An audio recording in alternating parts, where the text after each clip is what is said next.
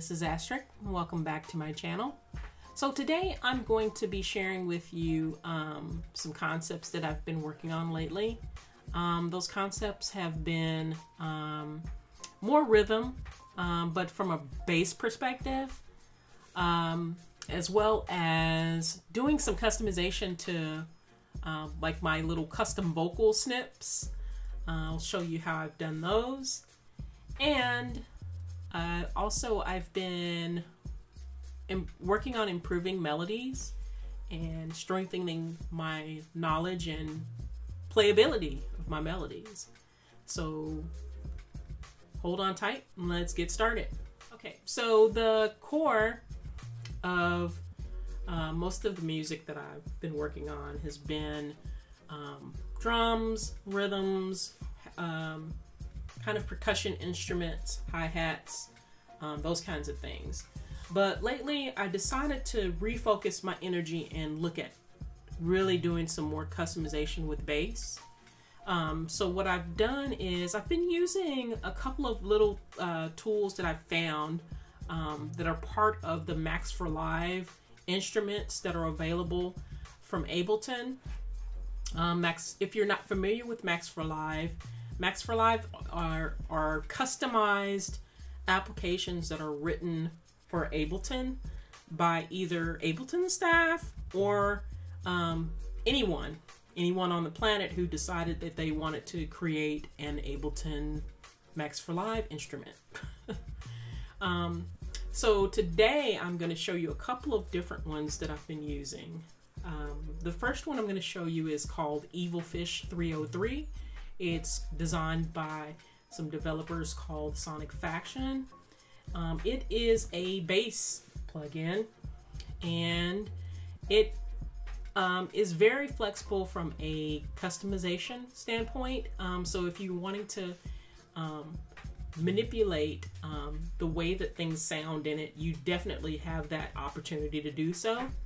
I've been doing a lot of automation of events and things myself, like cutoffs and filters and really tinkering around with the sounds. So it's really cool with being able to do that. And it comes with a few presets, not many. And I want to say that it's designed with the person who likes customization in mind, because it only comes with, you know, quite a few, but you have the ability to be able to change those plugins to make them your own. They have a mechanism of allowing you to create your own patches as well. So I really like that about it as well. So on this one, I'm using a stock one. It's called Ast3rix, and something that I've not used before for doing sound customization is Seram's effects.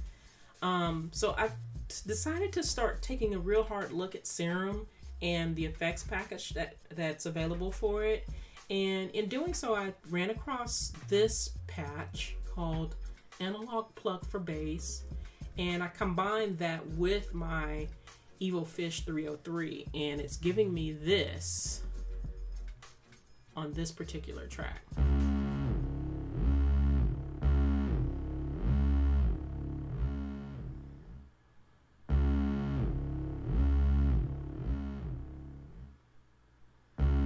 So what it's doing is it's doing like a kind of an in and out volume kind of change shift, and then it not only does that, but it also changes resonance, so it becomes really harsh and abrasive at some points, but it's kind of a looping.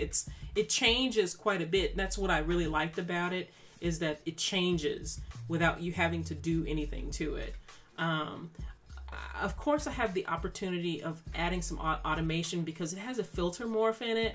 The filter morph really changes the overall tonality of the sound, so it can go from being really mid-rangey and brassy and abrasive to really low range kind of muffly kind of sound.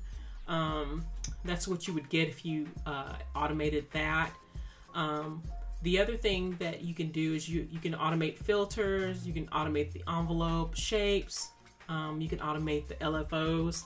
I tried tinkering around with the LFOs on this one, and I really wasn't impressed with what I could do with the LFOs on this one. But on other things that I've been using LFO on lately, it's been really pretty cool. It also has an effects area, like a saturator, amp, redux. Redux is really interesting. This can be automated as well. All of this stuff in this plugin can be automated. So if you're interested in doing more customization, these things really do, it gives you that flexibility to be able to do so if you want. Okay. So the other thing that I have been learning is how to better manipulate vocals. And I don't mean just basic manipulation like chopping them up. I mean like crazy vocal chop ups. And let me just kind of show you what I've been doing with that. So I have been using Arcade for my vocal chops, and I've been using the line called Hooked, and Hooked gets updated almost every single day with a new pack, and I have been using this more than Exhale, and that is something else. I've always been a big Exhale fan, and I love Exhale. But this gets updated every day. So you get a chance to get in there and really dig into new material almost every day. And I love the fact that I can change it to whatever key that I want it to be in, and really find really unique items that I can customize. So on this one, I am also using a plugin called Manipulator by Polyverse. This thing is bananas. I actually am using it more than the Isotopes synth, vocal synth. Now this thing is, it tears up vocals in a really weird way. The patch that I'm using right now is called Fanfare. And here, let me just show you what it does. I'm going to turn off all the other stuff that I have turned on this thing, so you can just hear the difference. I'm going to play you a before with just Arcade first.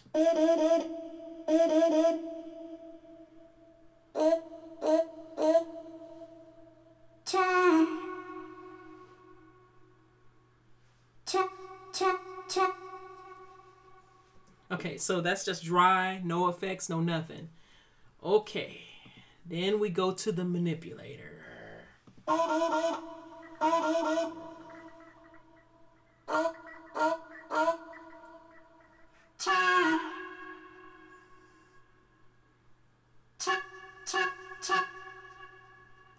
Okay, so it adds like kind of a harmonized upper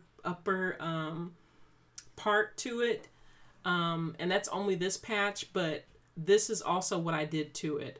So I'm using Sugar Bytes Tornado, and I've been using Tornado quite a bit here lately, especially getting more into EDM and that realm of music, because it uses a lot of effects, a lot of transitional stuff that really adds to the dynamics of the music. So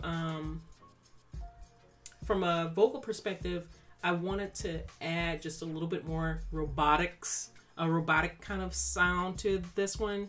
And doing so, I added like the slice arranger, but I automated it. And let me show you the automation lane on this thing. So let me see. Yeah, so I automated that knob, and I'll bring it up so you can see what's happening with it as I play it. So I found that working with triangles works a lot better for me from the automation lane perspective. I've tried using like square shapes, which don't work out well for me. But the triangles, I can actually cross them over so that they lap on top of each other, and it gives me more of a really choppy, dynamic sound that I'm looking for. So I've been really playing with automation a lot more, and really having fun with it. So let me show you what I did with automation on this one.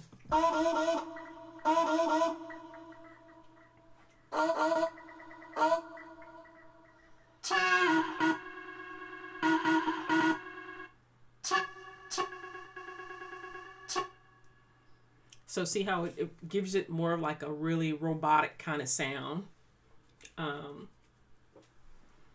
And that's kind of what I was going for, kind of really robotic sounding. But you can do that with automation. I've also got an Echo Boy in there just to give it just more of a room kind of presence. And I added a low filter cutoff in there because I don't want it to be in that low realm vocally.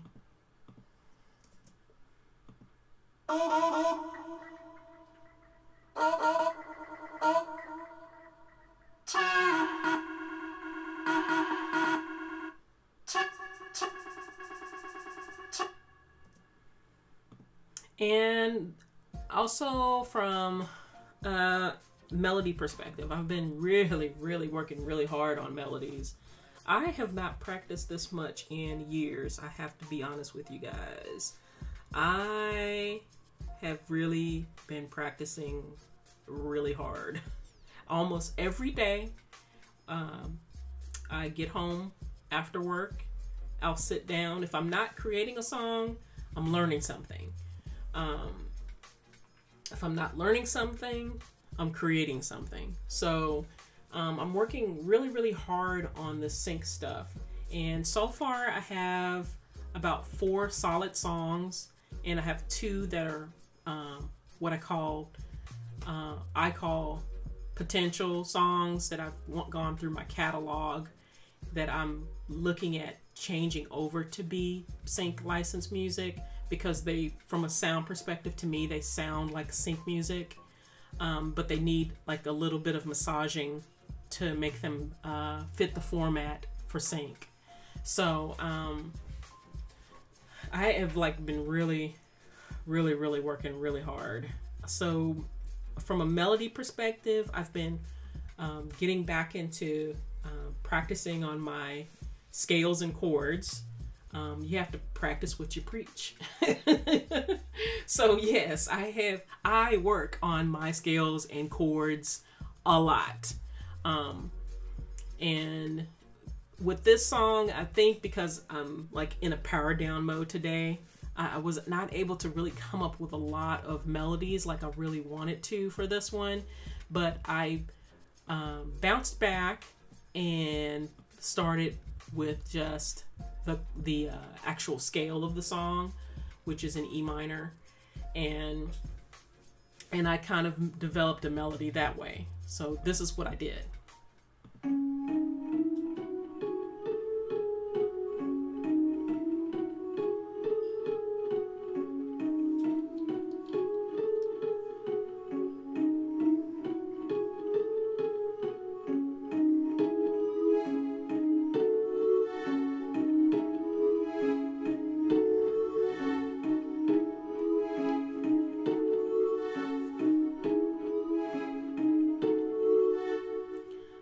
So yeah, I found that if you get to the point to where you're a little bit lost on what a melody or a pattern should be, always start with the scale of the song.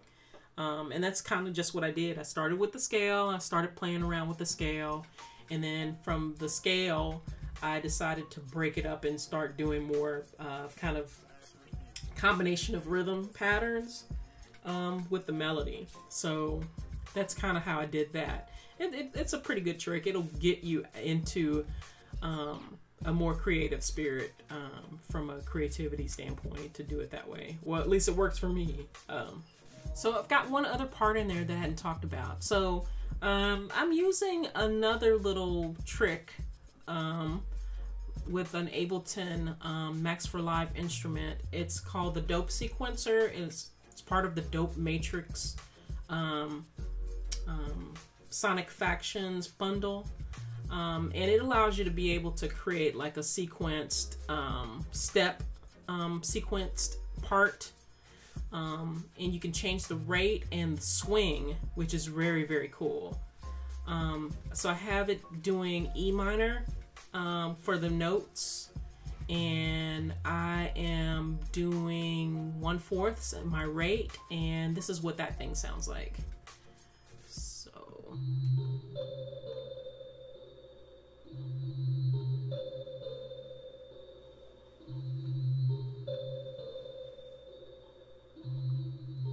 So I'm not only using that, I'm also using a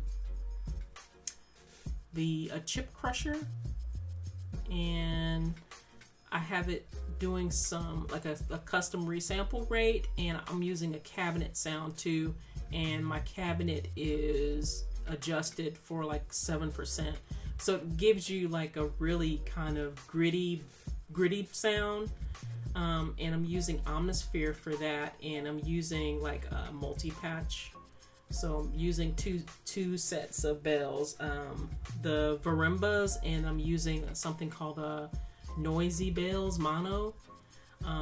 And I've been like playing around with stacking with Ast3rix. Ast3rix is awesome, y'all. If I didn't have any other plugins, I would want just Ast3rix as like my primary, because it has so much flexibility. This thing is bananas and apples. I mean, everything that you could possibly want to do, Ast3rix is capable of.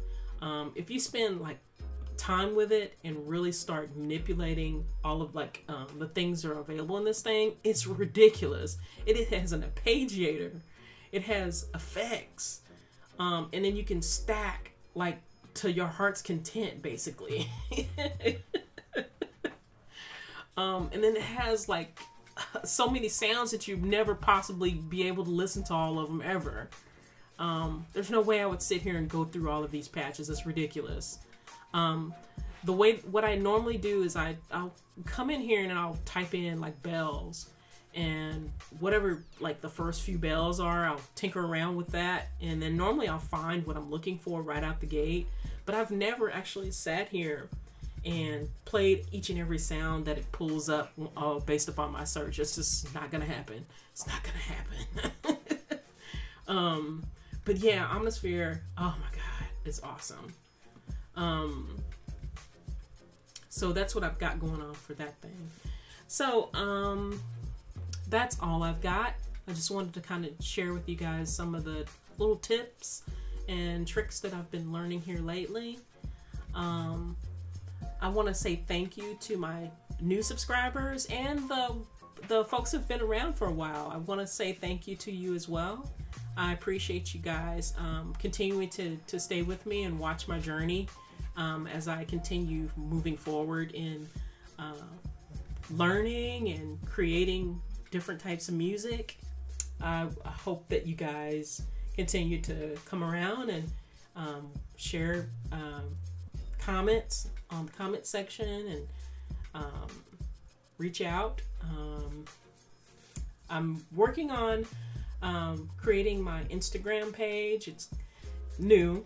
I'm just not really heavy into the social media stuff. I just don't have a lot of time, really, to be honest. But I'm gonna try to start putting more individual content onto my Instagram site.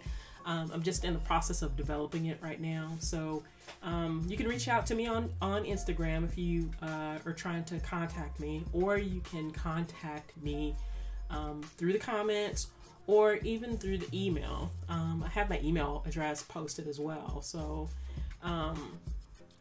that's all I've got for now.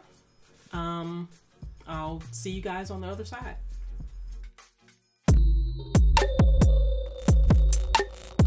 Ast3rix music, the invasion has begun.